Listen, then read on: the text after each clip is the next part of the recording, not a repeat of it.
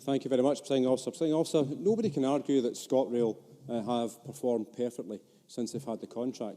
They do have problems and they do have issues, and that was the case also long before Abellio got the contract.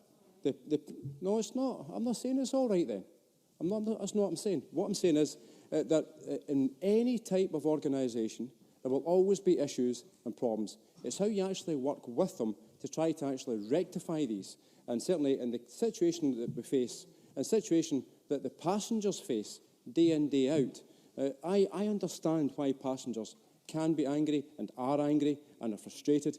And certainly, actually, I was talking to Claire Baker only a couple of weeks ago and the issues of rail. And Claire was highlighting some of the concerns that she has regarding some of the train services in Fife.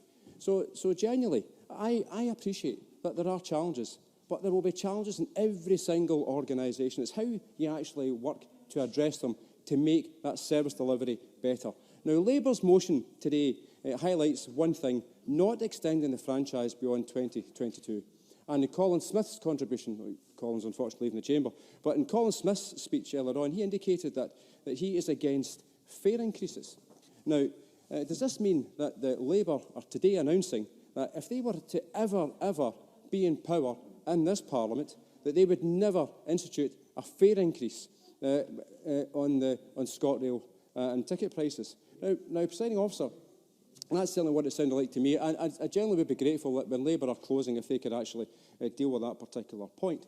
Now, Presiding Officer, I think it's also quite important to highlight that as things stand at the moment, I don't know if any Labour Party politician wants to highlight this later on, but do they acknowledge that in Scotland the average increase in prices are lower than in England and Labour-run Wales? And also can they explain that why their colleagues in the Welsh Government Welsh Labour Government, choose to mirror the English fare rises of 2.8%, despite having the power to apply a cap for Wales-only journeys. Now, Presiding Officer, today I want a common sense approach to actually take place. Now, I want the common sense approach to actually bring infrastructure and services together under public control.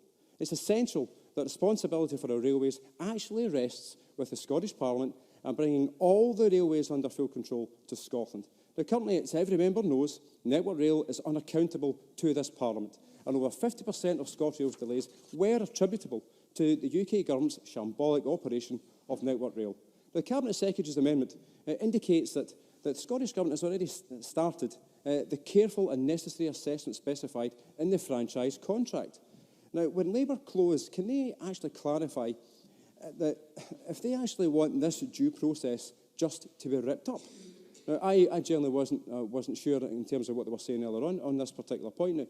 Now, I agree with the Scottish Government that franchising isn't fit for purpose, and I would like to see our rail under full public control. Now, I welcome Labour's former Minister, Tom Harris, urging that all lines, signals, stations and infrastructure under control of Network Rail should be transferred to a new body answerable to the Scottish Government. This highlights the challenge that exists for all of us, but also the opportunity that exists to bring control over all the rail services to this Parliament. Now, Elaine Smith in her contribution highlighted the point about nationalisation. But it's clear that we do not have the power to nationalise the railways. Now, under the current UK law, these powers still reside in Westminster, and the Scottish Government is obliged to competitively tender for delivery of rail services. Now, Labour continually pretend that we can nationalise rail services, but we cannot do that. If Labour stop actually misleading the population about this particular point, then I'm sure that we can all have a conversation based upon facts, not on Labour's fiction. Thank you very much, Presiding Officer.